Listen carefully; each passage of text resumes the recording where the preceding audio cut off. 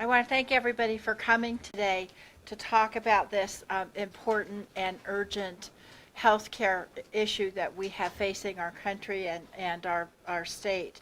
Right now, federal and state health officials across the United States are working to investigate the cause of a recent spike in vaping-related illnesses, many of them relating to teens and young adults. There have been 193 cases of vaping-related illnesses reported in 23 states so far.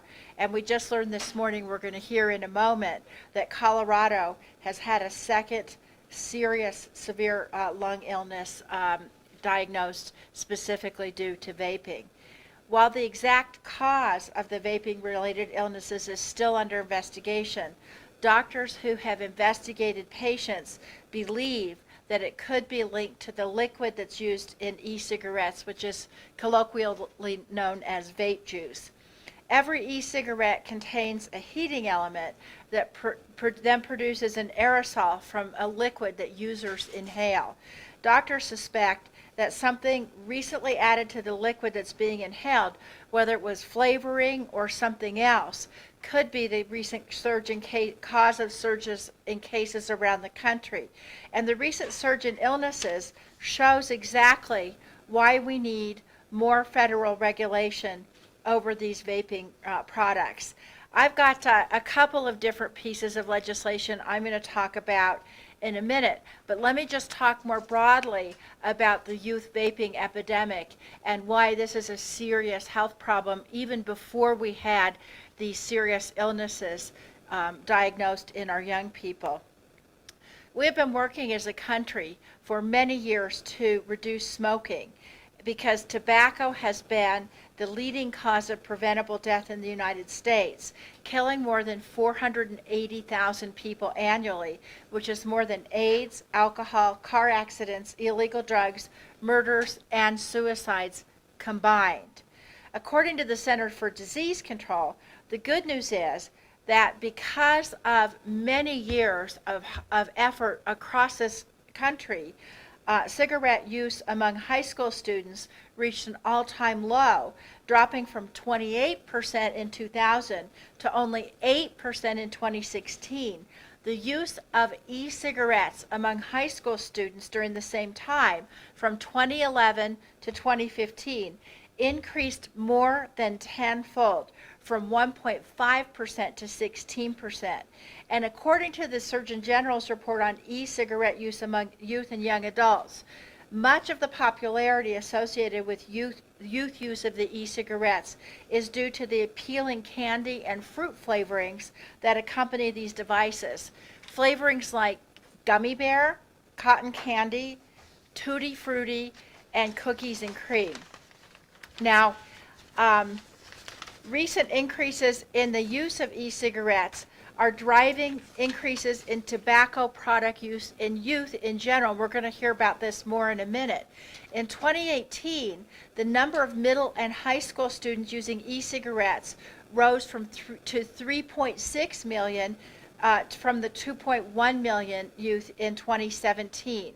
According to the FDA, 81% of kids who have ever used tobacco products started with a flavored product, including 81% who tried e-cigarettes and 65% who tried cigars. And here's a statistic that's really frightening for all of us right here in Colorado. Colorado has the nation's highest incidence of teenagers reportedly using e-cigarettes. And so that's why I've filed two bills. The first one is to ban the sale of flavored nicotine products in the U.S. unless the companies can prove that these products are safe. The second bill that I've filed is a bill to raise the minimum age required to buy vaping products and all tobacco products from 18 to 21. Now, I'm the person who's the chair of the oversight committee that's responsible for overseeing our nation's healthcare industry. And so therefore, I'm going to be pushing harder than ever when Congress reconvenes in 2 weeks to move these bills forwards and to have hearings as we need to know. Nobody's for sure what's in these products or what they're putting into their bodies or how it might affect their health. And that's why we have to pass this legislation. Congress has a responsibility to protect the health and welfare of the American public, and it's beyond time that we act to protect people who are using these dangerous products. Now, I've got to say, my bill, the bill to raise the smoking age to 21, is the only bipartisan bill in the House. We have Democratic and Republican co-sponsors of this bill, and we have a very unlikely ally in the Senate, Senator Mitch McConnell, who has the companion bill to raise the smoking age to 21 in the Senate. So I am hopeful that this fall we will be able to pass both the House and Senate versions to raise the age for these vaping products and for cigarettes to 21. The recent outbreaks that we've seen in Colorado and other states demonstrate that these products are just simply not safe for anybody under 21, and we have real health concerns about their safety for anybody at this point. To address these issues, first person I want to bring up is Dr. Tony Capello. He's the Director of Disease Control for the Colorado Department of Health. Doctor? Thank you. Thank you. Good morning. I want to thank Congresswoman DeGette for her leadership in this. We want to thank the Children's Hospital for this wonderful venue. Outbreaks like this can be unsettling, but the State Health Department is working diligently with state, local, and national partners to find the cases and trace the illnesses to their source. We are confident that more answers and information are coming soon. While we can't pinpoint the specific cause of these serious illnesses, we do know that vaping products are poorly regulated and may contain or generate chemicals that are unsafe and potentially cause illness. Vaping products contain more than just harmless water vapor. And although they are marketed as safe alternatives to smoking, the long-term health effects of vaping are still not known. It is also important to note that Colorado currently has the highest teen vaping rate in the nation. And with the large number of lung illnesses we are seeing nationally, it is clear that there are dangers associated with vaping. At this time, this is actually recently last night, there have been over 200 suspect cases in 22 states reported to the CDC. And just last night, Colorado confirmed its second case of respiratory illness related to vaping. Adults, and especially young adults who vape, should be aware that these illnesses are occurring, and to be on the lookout for symptoms such as shortness of breath, trouble breathing, chest pain, cough, fatigue, and possible fever. Parents should talk to their kids, especially teens, about the risks and dangers of vaping. Anyone who vapes and experiences lung complications should contact their doctor and their local public health department immediately. Currently, the state health department's role in this outbreak includes a dedicated team of environmental epidemiologists who are working on investigating this current outbreak. We have been coordinating with the state lab and the Department of Regulatory Agencies to collect and test product samples so we can learn more information about this outbreak. We have set up enhanced systems to help us more quickly and readily review health data, do epidemiologic investigations, and identify suspect cases. We are currently providing guidance to local public health departments as well as our healthcare providers, who have also been tasked with reporting all potential cases to us so we can do a quick epidemiologic investigation. We also have public health education campaigns to educate youth about the dangers of vaping and encourage parents, teachers, and other trusted adults, such as coaches, to talk to youth about the risks associated with vaping. Again, outbreaks like this can be unsettling. The State Health Department is working diligently with our partners to gather more information, continue to study and monitor this situation, and continue to provide updated public health information and education. I want to thank you very much, and now I'm going to hand this off to Dr. Dieterding here at the Children's Hospital. Thank you.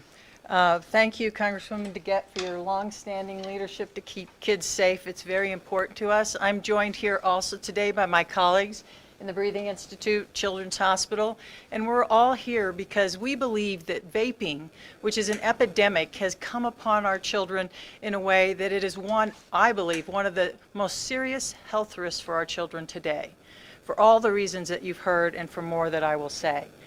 Children's Hospital, Colorado has been very interested in this for a long time. These current severe illnesses that are occurring around the country are creating diffuse lung disease in children, for which we are a National Referral Center for children with diffuse lung disease and have been in contact with our pediatric lung disease colleagues around the country and are mobilizing to try and find out from an academic reason what these look like, how it's impacting kids, and working with agencies to understand this. E-cigarettes, as you've heard, or vaping, as you've heard, is just simply bad for kids. And let's be clear, kids are not little adults in many ways, but certainly related to their lungs. Kids think the lungs are just things that happen. We breathe 20,000 times a day. And when you add that up, starting from being an infant on up, it's a lifetime of impact if you begin inhaling these substances early. Our lungs are not metal tanks. They're very delicate filters that can be injured and impact children from now on until adulthood. And now we know that they can be injured acutely with a life-threatening event. These life-threatening illnesses, as you've heard, can look like infection. Kids can start coughing, they can feel bad, they can have chest pain. Some individuals have coughed up blood, though that's not that common. They might get antibiotics, but they don't get better. Some go to the emergency room, and the most important thing that we're telling people is we have to have the vaping history. It's not always easy to ask about it or to be forthcoming about it, but it's important to know if these children have been vaping because we treat it differently. It will not get better with antibiotics. So the reporting forms are important from the CDC and the Colorado Department of Health that we are working with. We are actively at Children's Hospital working to develop new forms to capture all the information possible. We believe, looking back through our cases, that we probably have seen this in the past. And so though the clusters are new, I think we're going to learn that different variations and degrees of these conditions have been present before. So this is an important issue to us. We're very interested in knowing about it, and I appreciate being here with everybody to make a difference. Thank you.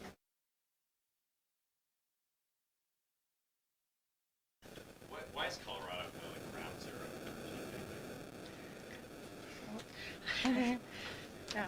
We don't, I We don't mean, know. we don't really know why it's the top state in the country for teen vaping. In my experience, talking to a lot of parents and teachers, I think that it was marketed to young people as sort of a safe alternative. People didn't realize that vaping, A, it's addictive, and B, it can cause health problems. And I think now there's more and more recognition that it really is a very, very serious issue. It's a public health issue. Yeah. You talk about 3 cases in Colorado, but today you talk about 2. Well, the 3 cases were not confirmed. They were suspected, but now we have 2 confirmed cases as of this morning. Is that right, Doctor? Yes, that is correct. There is 2 Yeah. confirmed. And for the state health department, if Colorado is ground zero, why are we seeing many more cases in other states? Not as many in Colorado. Right, at this time, we're still investigating the outbreak. There's not a probably clear answer to that. Hopefully, we'll have some more information on that pretty soon. Currently, the CDC is working on case investigations to have a unified case investigation, and I think that could be potentially what's been going on. A lot of different states have used different methods, and so as we learn more about this, we try to have a unified information that we can all use across the United States. You guys talked a lot Wait, about... hang on one second. One thing that both of these doctors told me is because of the symptoms that Dr. Dieterding talked about, many of these cases were misdiagnosed. And so the health officials and the hospitals are having to go back in, review their cases to see if some of the cases they may have treated as other illnesses actually were illnesses from vaping. Yeah. You guys talked a lot about the chemicals used in vaping and the vape juice. Are you guys looking at, or is there any concern about dangers of vaping marijuana products as well? Yes, that's a great question. What we've seen across the nation is that they have had cases that have used both cannabinoid, which is the CBDs, and we've also seen THC, and we've also seen nicotine. It's been a combination of all of those. So some of these, let me just comment, some of these, we say juice, but it's not really juice. Some of these are dissolved in oil.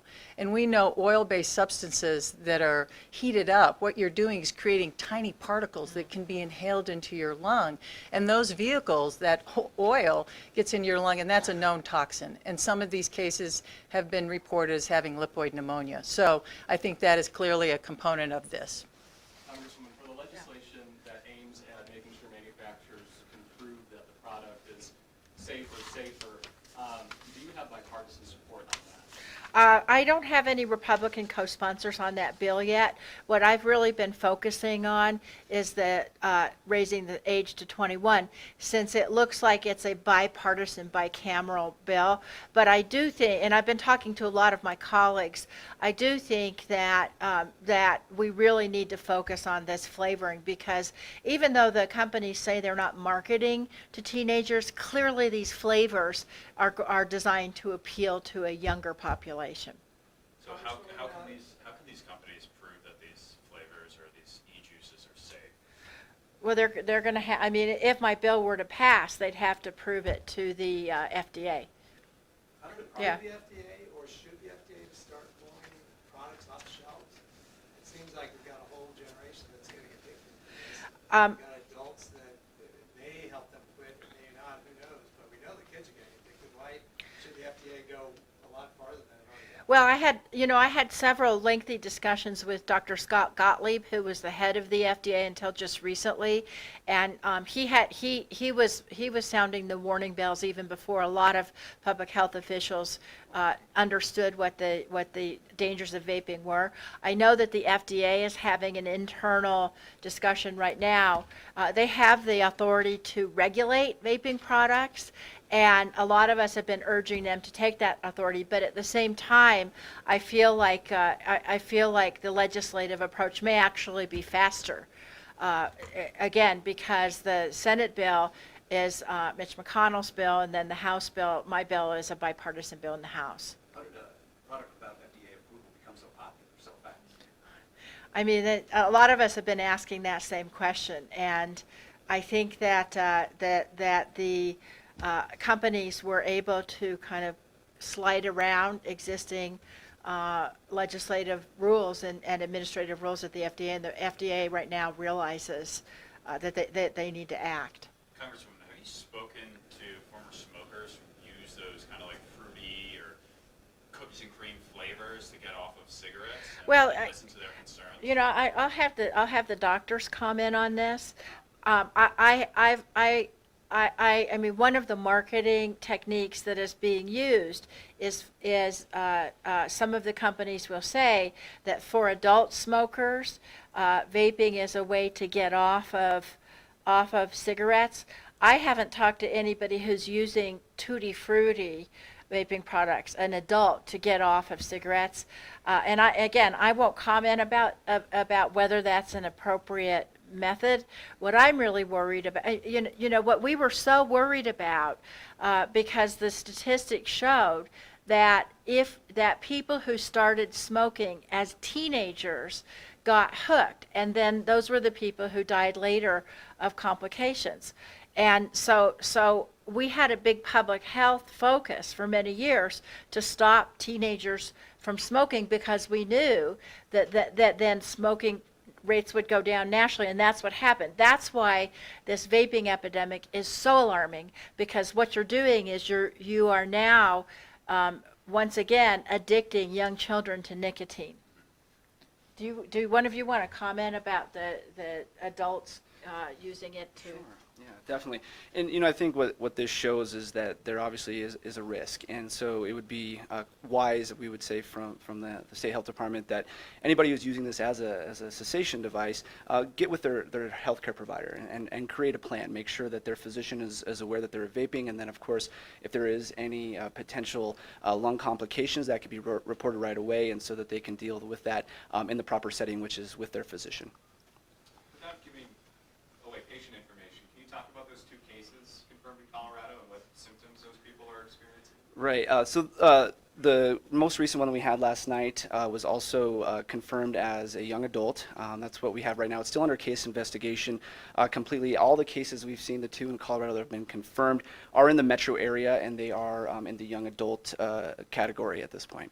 And so it's like this mysterious lung disease, right? Have you guys been putting a name on it amongst yourselves? There's differences, and can you just kind of explain more about what you're seeing? Sure. With the lack of information, that's why there hasn't been a specific name to that. When it comes to vaping, there's a lot of different avenues that could cause some of the infections here or the conditions. In this case, there could be heavy metals, there could be pesticides that made their way in there. There could be a lot of possibilities, so that's why it's being pretty vague at this time. And so hopefully with the more information that we're collecting, we'll be able to pinpoint that a little bit more, but it is staying broad as really just severe lung illnesses and diseases. That's what we're seeing, and hopefully have a little bit more. And so collecting as much information, more case definitions, more cases, and also hoping to collect some of the devices of some of our cases. We're trying to get those analyzed as well so we can get as much information as possible to try to pinpoint this. Do we have a timeline for when you guys are going to release results on this investigation? Right now, all of the sampling, for example, goes to the FDA, so that's going to really be at their timeline. A typical case investigation for our team right now is taking at least several days to fully complete. A lot of this also depends on getting a hold of the person. Some of these are past cases, I'm sure we'll start to see. So some of this is trying to get a hold of information and physicians, which of course can be difficult in some cases. So hopefully within a week we should have each case that we have as suspect hopefully confirmed. Doctor, what people who are vaping or parents, what symptoms, I know you kind of touched on it, but what symptoms should they be looking for? What should they be concerned about? And how can these illnesses, do we know, how can they affect these young adults or people for their ongoing? Sure. So within the medical community, we have labeled these severe illnesses vaping-associated pulmonary injury. We're starting to see that appear in the medical literature. It's another term that we can all come around to report these cases. We know that some of these cases around the country have had lung biopsies. We actually have seen some of these biopsies, and they look different. So I think it's going to be different based upon what's in the inhalant that's coming into the lungs. And when you heat substance, you release chemicals. This is a chemistry experiment that you're inhaling, okay? And it can attack the lung and cause damage. It can cause damage, back to your question, suddenly, where you get sick over a period of 24 hours because it's a severe reaction in the lung, and that reaction can look like shortness of breath, cough, such that you know you need to get to the emergency room right away. And some of those cases have ended up into the ICUs if you look at the reports around the country. I think there are other cases where kids start to cough, they feel like they have an infection, they may or may not have fever, they have chest pain, and when we see this, we think they should be seeing their doctor and evaluated, because that could progress rapidly. So parents need to understand if their children are vaping to recognize these symptoms. So that's the acute part. The one thing about kids is that their lung development, their lung size, their lung function grows until about mid-20s. And from mid-20s on, that's when aging appears. Sorry for people in the room. But at mid-20s, your lung function starts to slowly decline. And so the job of the pediatric pulmonologist and pediatrician is how can we keep those lungs as healthy as possible? Because if you get to that plateau at a lower level, you have a lifetime of problems. And we haven't even begun to think about the impacts of the fetus on mothers who are smoking these high doses of nicotine with these substances in these lungs, because we know tobacco causes issues early on with lung function. That's why we think this is such a serious problem related to kids. And let me just say, it's really important. Even before we get to this point of these health symptoms, parents have got to talk to their children about the dangers of vaping, because this came upon us fast. Vaping is very pervasive, not just in our high schools, but as I've learned from parents, in our middle schools. The children don't understand the risks, and up until now, many of the parents didn't understand the risks. Vaping is easy to disguise.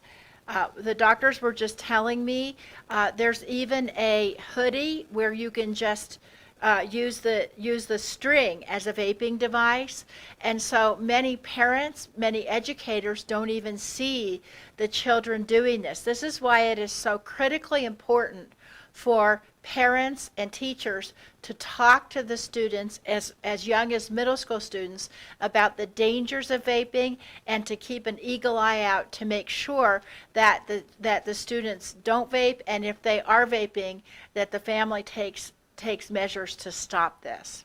So is there any sign, or is the parents just have to be vigilant? Parents have to be vigilant, just like with everything else.